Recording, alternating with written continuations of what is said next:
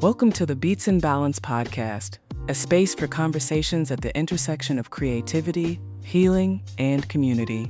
Each week, we sit down with artists, healers, and everyday people to explore stories of transformation, resilience, and the ways we use creativity to survive and thrive. All right, so today's guest is Pampi, a land steward, cultural worker, popular educator, and visionary organizer whose life and work exemplify what it means to build from the ground up, literally and metaphorically. Pampi is a founding member of the Neighborhood Grow Plan, a deeply rooted initiative that encourages neighbors to grow food where they live while reclaiming land, housing, and economic justice through creative cultural strategy. The work spans decades of community organizing, from decolonizing museums to cultivating food forests, from designing mutual aid bazaars to co-founding artists, cooperatives, and care economies. They move between disciplines with rigor and fluidity, bringing poetry, dance, performance, visual art, and economic justice to every space they touch. In this episode, we talk about creative survival, libertary land work, and what it means to build justice through relationship, reciprocity, and ritual. This conversation is a portal into the future that is possible and already underway. So let's get into it. Pampi, thank you so much for being here with us today. Let's start off with your personal journey. If you want to tell us a little bit about your background and how that shaped your work.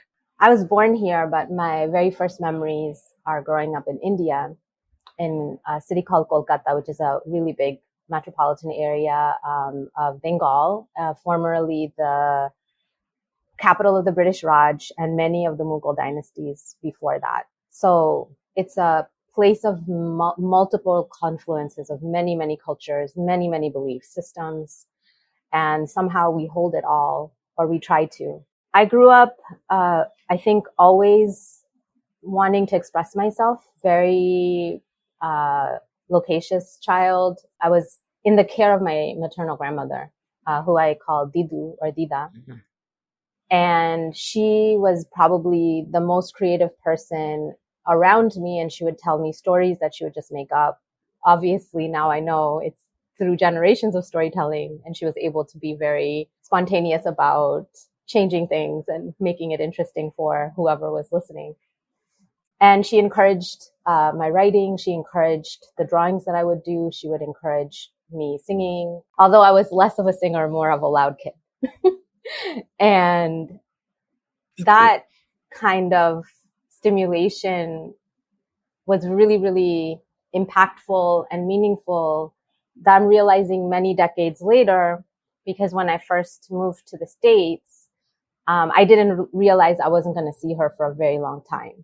So, and it was in the 80s that we moved back to the States. And I remember it being a moment of like a very distinct compression. Everything that I knew just really collapsed on everything. And I was thrown into this culture where not much was making sense. And through it all, I remember the very first moments, me being myself was not easy. The way that I was in India was very much not easy for me to be that way here. Every attempt at me being expressive was challenged. And we moved to Dallas, near Dallas, Texas area. So huge jump. It's a very, very difficult jump. And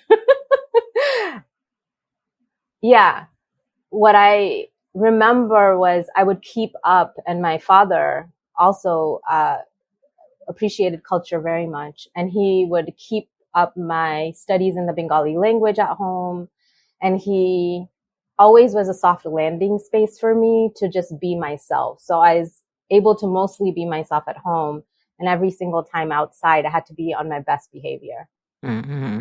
And by best behavior means that not even the things that I thought were okay in the public in this other land was acceptable behavior here, because they would just draw attention to me that would encourage punitive behavior. So it was a way to it basically had the effect of silencing me. And so I would speak up in class, kind of, but usually I would be very quiet outside of class situations. I was vocal in class because I knew I had to be in order to do well. But even in class, I remember, I don't know why I'm getting broiled into the childhood, but I think this is really informative about reclaiming your voice, right? So I remember in ninth grade, we had classes where the teacher would kind of teach both math and English and everything. You know, I remember having really fine handwriting. I would like try to write really small. This was kind of the way I would manifest play.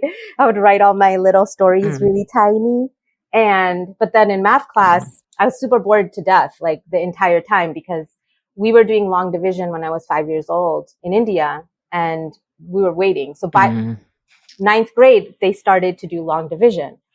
And so the teacher kind of was like trying to make it exciting. And she said, I bet no one has seen this before, and all of that kind of things.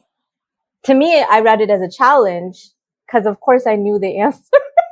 So during recess, I went and I finished the problem that she had left up there. And when she came back, she was really upset because she was like, who marked up my thing? You know, she didn't look at the fact that I had done it properly. She was upset that someone had dared to like do anything to it. And then I didn't say nothing because I was scared. But then I couldn't help myself because she erased it. And then when she was carrying you have to carry the figures, she made a mistake. So I pointed it out and she got really upset. After that, I noticed that all of my essays were graded down because she couldn't grade down on my math, but she could grade down on my essays. So this was like very early learning about being a person of color, and particularly like someone who's engaged in class, and the kind of disbelief and just anger that you know anything at all. Microaggressions. Yeah, all the time. And it didn't stop, you know, like it has followed me to this day. I'm trying to finish a master's in public policy. So the way it affected my art, I remember when I was in my late 20s, I was working full time at like a big institution, and they had like these adult education that they would give you a little bit of a break for. You know, they would pay for the classes if you take it as an adult for their continuing education program. And I signed up for what was called like Youth Arts for Social Change. And they would bring in local artists who are really skilled at very particular kinds of expressive arts. So the very first one was movement and performance art. And I remember even going into the class the very first day, I knew the circumstances. They were describing what was going to happen in class. And then they had us name ourselves, like say our names and like why we were there. And I remember that it was the first time that I not only said my name, but I said it connected to being an artist. And I like started crying. Yeah. That's pivotal. Yeah. And I So saw that's when that you art. knew. Yeah, it was new. And I had mentors before then who were very impactful for me understanding that I had been kind of raised in like a bubble. I grew up middle class. My parents were like an artist, like a teacher and an engineer, but it's a bubble that you can be brought up in. And so this particular mentor really shook me out of that and helped me to see that there's way more to the world, and it's very, very, very difficult to accept that that's how the world is.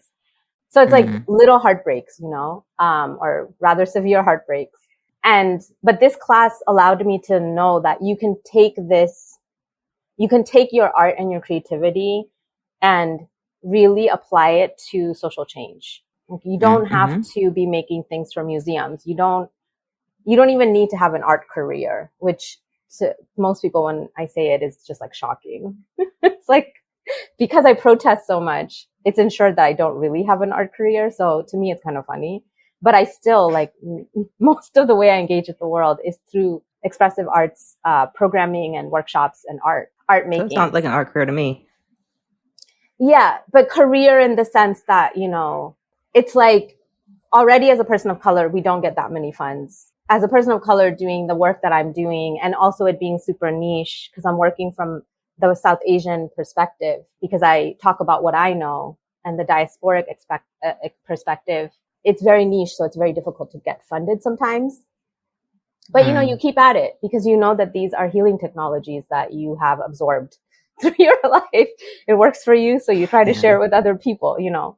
At least that's the way that I'm glad that the people who came in and modeled that for me did that for me. And yeah, I feel that that was the art portion of it, where after a while I reclaimed my voice.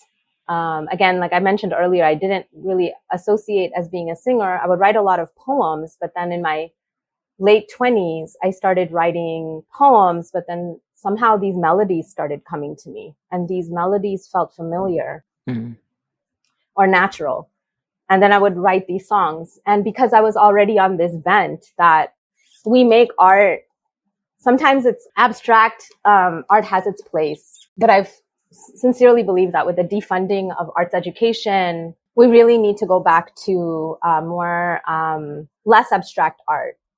You know, symbolic art is fine. You know, like, so I'm reclaiming a lot of the traditional folk art forms because there's still a little bit of a suspension of belief, but you're not throwing yourself out of your body and brain to try to like make sense of something, you know, like it's presenting, you know, theater, it's presenting the classical folk theater. You see characters, they're working something out. I feel like reclaiming that is very important to me because the spaces that I was in was more abstract, and I felt like it was really not, there's a place for everything, but it was not really going to serve the community in the way that not only were my strengths, but also it wasn't really moving to me.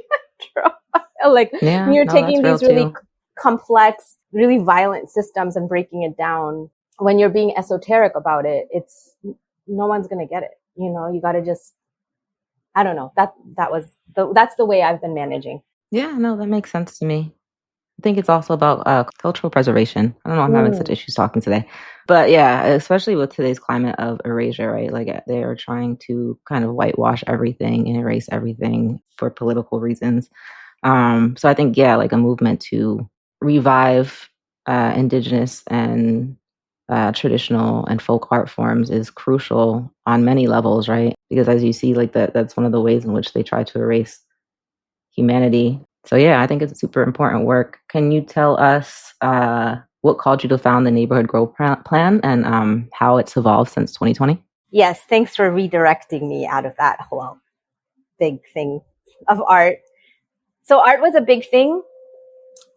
Art was a big portion of me coming into myself and feeling comfortable being myself. There's so many things you can explore.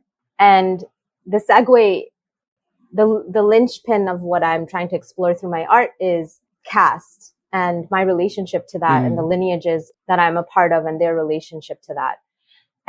But that really, like when you're looking at social stratification, that is one of the longest running social colonial stratifications in the world that is still active, then it's very easy to see how colonialism that's more current, like European colonialism, works. Then it's really easy to identify other kinds of colonialism, which we start to identify as empire and the moving away from the relationship with the earth. So then my intuition is, well, we need to like try to reclaim our connection to the earth.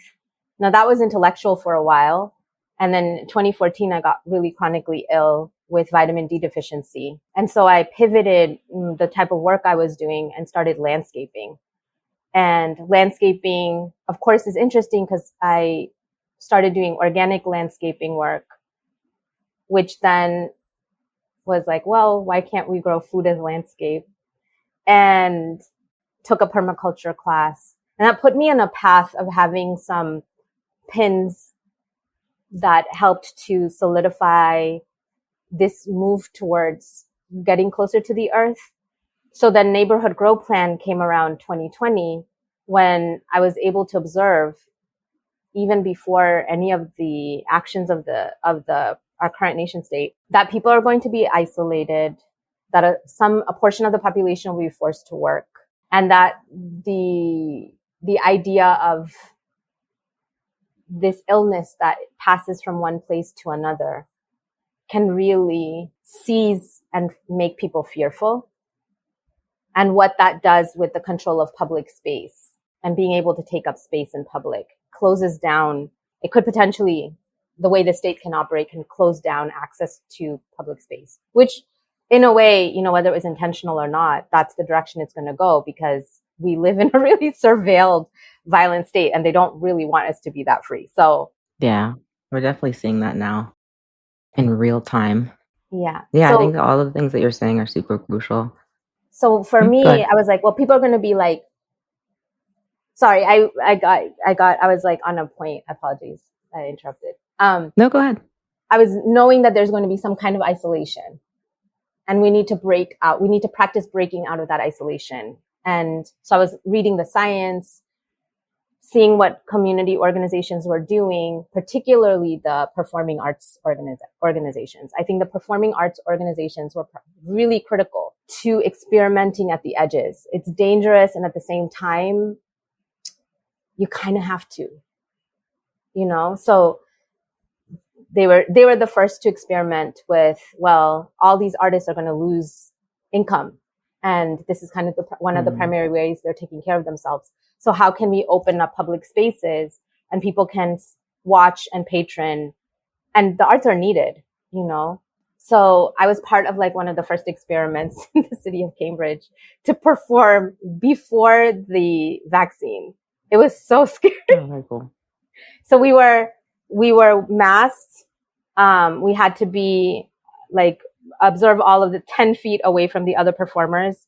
Like the line was funny, or maybe it was just after the vaccines. I can't remember. It was just after the vaccines, because I don't think I would have done it if it was without the vaccine.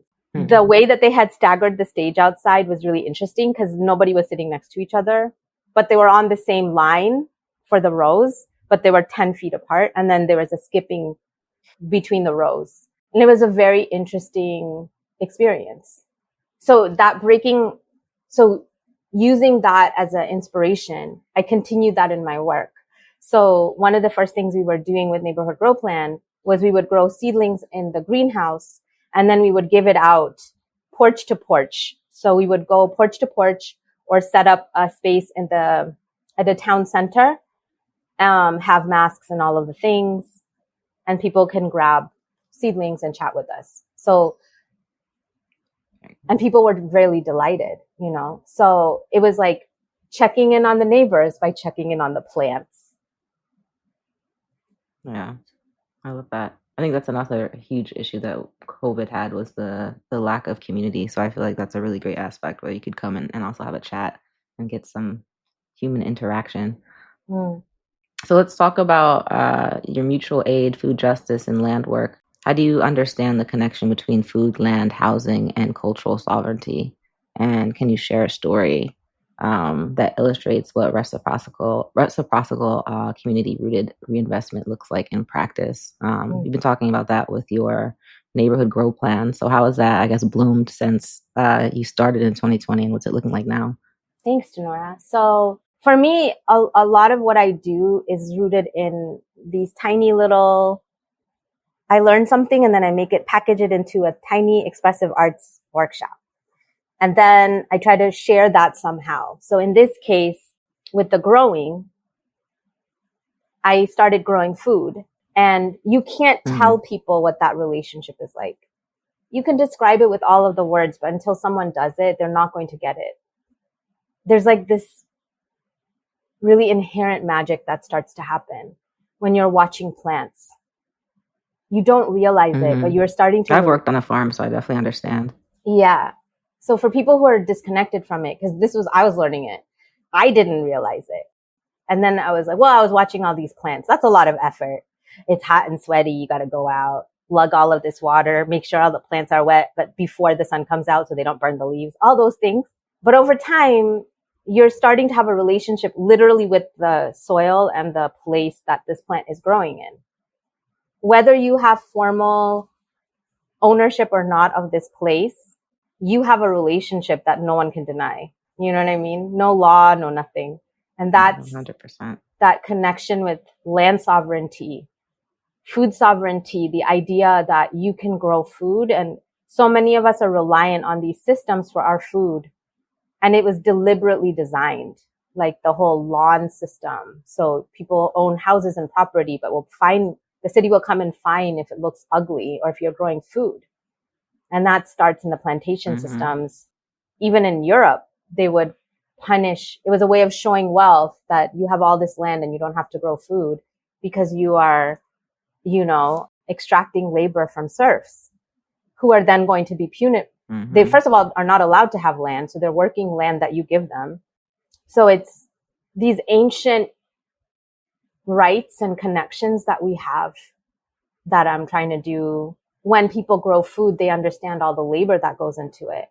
And we also know that we're in historically marginalized communities who have a very, very difficult, and that's like a very kind word for it, relationship with food and growing food. So how do we do this in an empowered way from people whose labor had been extracted and they couldn't even eat the food that they were growing? Yeah, no, it's huge.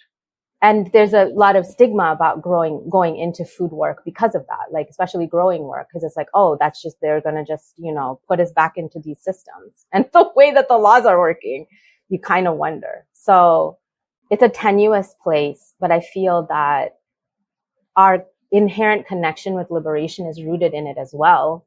So yes, that has been the past and the current present for many people. And there's a lot of us. So it's how do we build? And therefore, the concept of community self-defense comes in. My training in capoeira had really helped me to see that. A lot of the capoeiristas in Brazil, they are farmers. So it's deeply connected. Being able to protect your community and the lands that you're working and the food that you've been cultivating somehow. Yeah, for sure. And then you can even go back to the quilombos and that model, which is, I think, kind of where we're headed in order to escape state violence, needing to kind of create your own homesteads and your own communities. And so, the history of capoeira is deeply, deeply entwined into all of that. So, yeah, it seems like you're on a path for sure. We are all on paths. I'm trying to find the folks who want to explore with me and try to make it a doable thing. So we do very small things. So then people are like, oh, we can do that. And then, you know how, water melts from ice? For a while, it's ice. And then all of a sudden it becomes water. It's the same thing. It's like you build little things, you build connection, keep it consistent, keep showing up and trying to do that connectedly. And that's where the concept of reciprocity comes in for me in organizing. It's been a challenge because I was what I would call toxically inclusive because I was bullied so hard when I came here. I was definitely the bee's knees in India, so I didn't accept it when it was happening here. But I would then, just gather all the folks who are being bullied or outcasts, and we would just create a group and we would be the most fun group, so that never, stopped me. But at the same time, when you're toxically inclusive, what you do is you're not vetting the new people who are coming in. You're assuming they're coming from the same background. They may not understand the effort you're putting into bringing people together.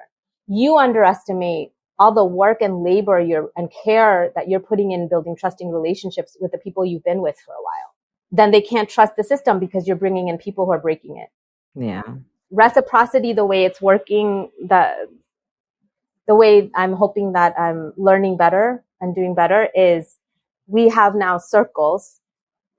So people can engage with all of the general work for NGP. We try to stipend anyone who absolutely needs it. And most people do. If they are coming for the stipends and leaving and that's all they're going to do, and that's for that moment, that's what they do.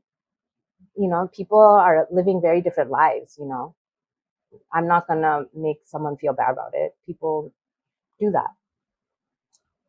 But it's the people. I think you bring up a good point, though. Oh, God. Oh, tell me, please. No, I was just going to say, I think a lot of people talk about community building, but they don't talk about what it actually means to be in community. And it can't always just be everybody is welcome, right? Because you talk about the trust issues. So I was just saying that's a very valid point to bring up when talking about building community is building community means building community with people that are going to be reciprocal, who are going to put in the work and who are equally engaged and have the same kind of goals and values. You don't have to agree on everything, but you definitely have to have a kind of shared sense of morality, I would say. And that's why we have the layers too, because people can say they have these values, but they don't know how to do it. Or they may be opportunist. So, they share these values and they're opportunists. So there's one or both or something. So these layers of giving people access to more and more responsibility helps us also gauge who's being serious about this and who is just like needing clout or whatever it is, and there's a place for everybody. But knowing the way that the core people are working and functioning, I'm not necessarily going to bring everybody in, and I mean, we as a collective. So we're having these discussions, and then it doesn't stay in the realm of discussion. We are actually in active praxis. So the people who keep coming back with or without a stipend, those are the ones that we then, because it's an investment also to teach and, train and all of these things. For sure. Part of this is valuing your own labor and what you're doing. For sure. So let me switch up real quick and ask you, how do you navigate sustaining your practice while resisting burnout? Because it's one thing to be giving to the community, but also like you have to have a certain level of self-care to be able to maintain. So how do you balance those things? Thank you for that question. Definitely. Trying to figure that out always. Yeah. So my primary thing is we're rooted in disability justice. And when you're working at the pace of trust, nothing can be rushed. There's technically no deadline. Yes, of course there's deadline, but there's really no deadline. The other thing that helps us keep in track is we're working with seasons. So it gives us a little bit of an accountability. So we check in with folks who've been involved to see what we're going to be doing for the next season. And we ask them honestly, do you really have time for this? And some people are like, actually, I've been really struggling. So I don't think, but I can do this. So we break down what the season plan for it to be somewhat successful needs to have and all the roles. And people commit to certain things. And because we've had relationship with them, we have a working trust. Okay. And our main thing is if something changes, because life happens, let us know immediately, because we will always find other people. And it doesn't mean we're excluding you. It's just, once certain things are on the move, if we can find someone to pick up your work, then, at least the project happens. But we're always checking in with people, whether they have to step back or not. So everyone is involved in the decision making, and we're working with people's capacity and needs. And that helps me not burn out. How do you do that?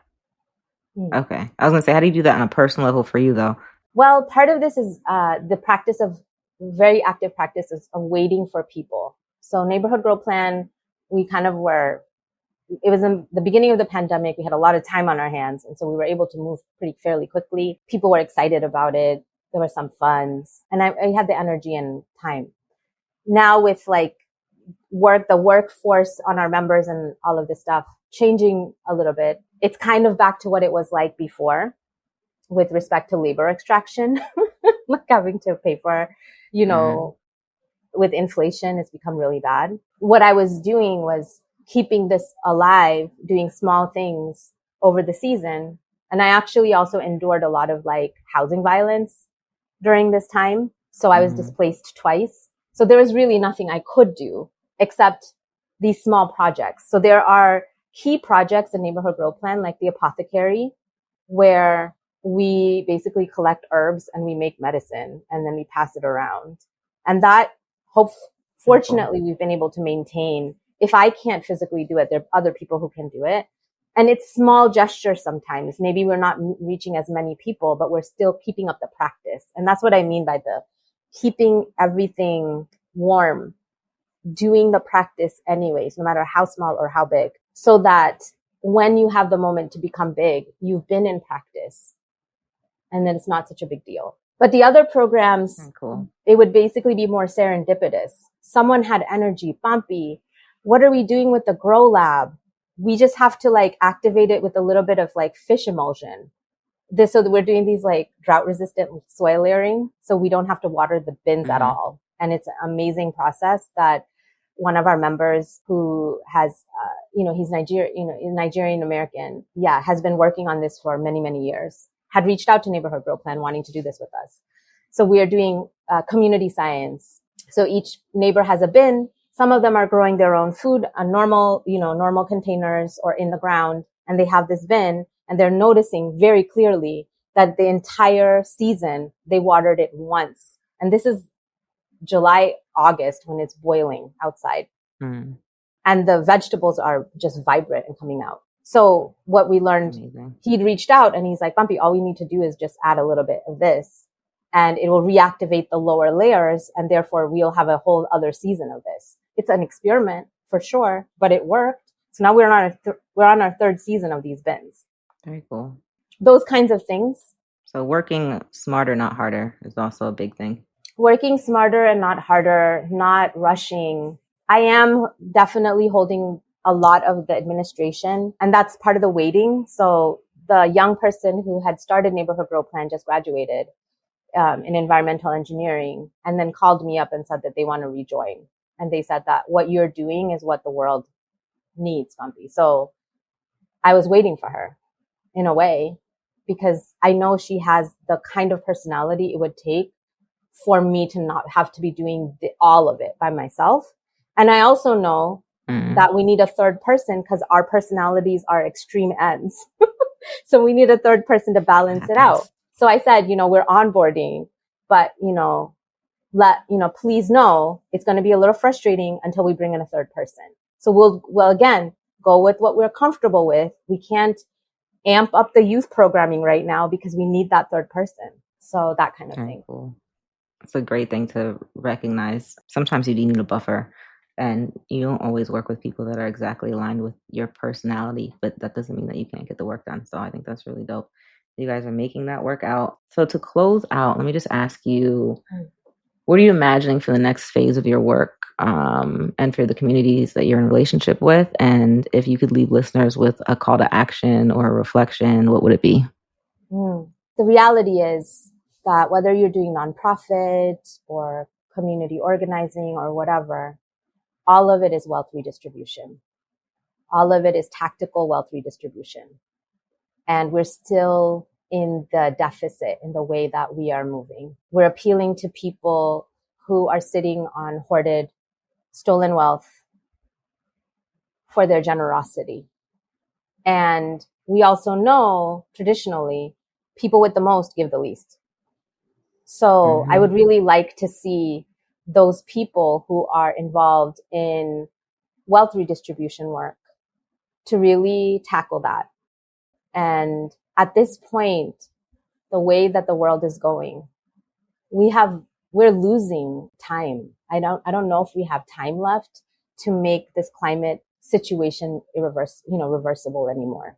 But we need to work with where we're at, and we can't keep losing ground. And grassroots organizations who are doing this work really need support. And if we're spending 90% of our energy begging, nobody's serious.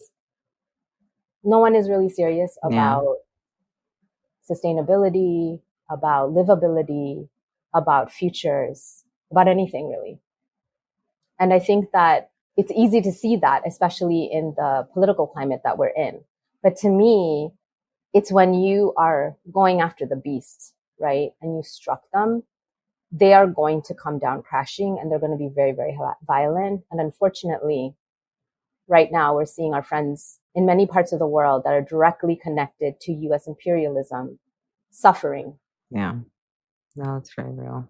And this is the tiniest things that we are still not able to do, which is boycott. Boycott. Support the people in your neighborhoods, building the futures in whatever capacity you have, and keep at it. Put it in your calendar somewhere and start weaving it into your calendar.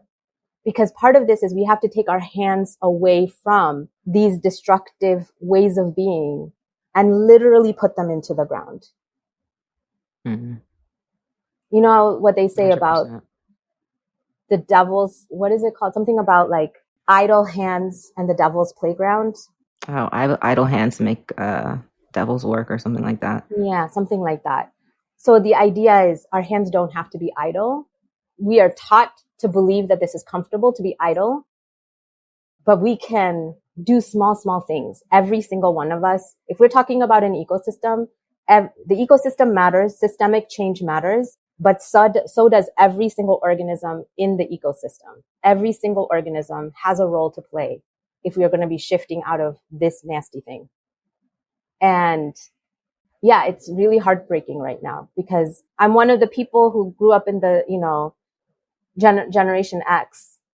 I'm not saying that we're amazing or anything like that, but we knew a life without the kind of surveillance we see today. Kids are literally suckled into surveillance. They don't even know a life outside of surveillance. And I was cloistered and I was still more free. Yeah.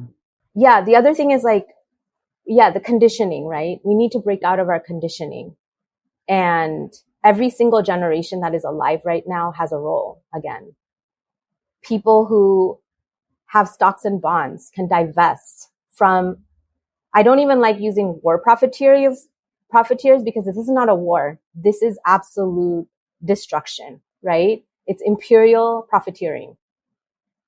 Divest, look at it. I know it's scary.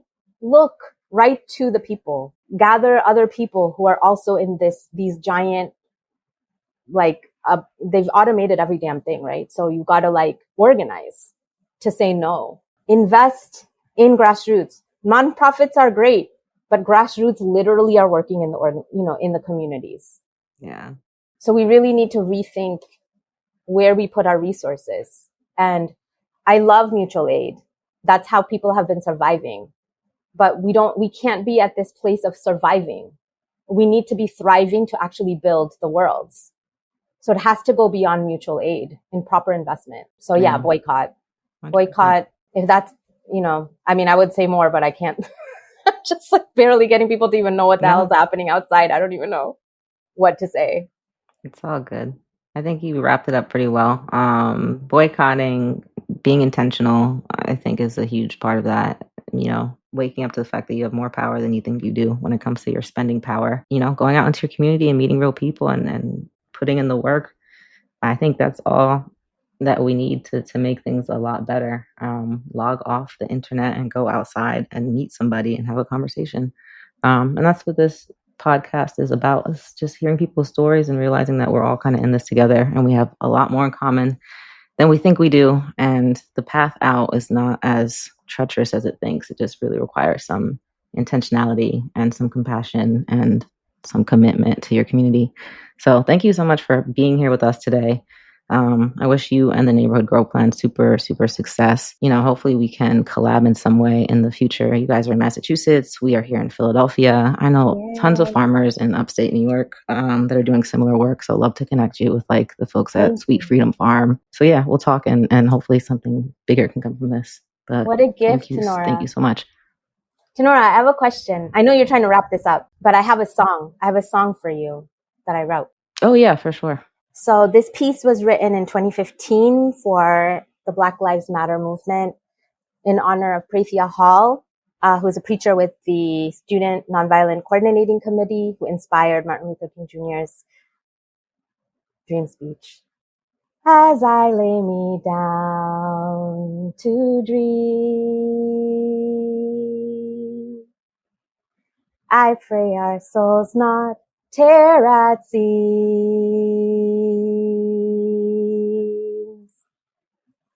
We shall not die, for we are awake. I pray for heart your pain to take. Our love will light the darkest hours. We'll fight till fear succumbs and cowers. Unbroken we'll sleep through the night. As birds we'll wake to morning's light. As I lay me down to dream, I pray, I pray, I pray. That was really good. I haven't heard that song before, so I want to look it up because of the history. But that was super beautiful. I don't know the last time that somebody has sang live to me, so thank you. You're welcome. Yeah, and thank you for the Thank you. conversation. It was great to get to know about you. We have a ton in common, so I'll definitely like link you with some people that I know that are doing some similar work up near you because I think it's super important what you guys are doing. Tinora, also what you're doing with the Beats and Balance podcast, very important. I was so happy to see the social Thank media you. about it. Thank you. And I wrote Yeah. the song. Oh, okay. I thought I see the thing is clicking off, so I thought in the beginning you said it was from the SNCC, Student Nonviolence It Coordinating. was in honor of Preetia Hall because she preached something very similar to the dream, but he presented it at the March in Washington. So she usually doesn't get credit for the inspiration. So I wanted to make sure I pulled her memory in. Okay, got you.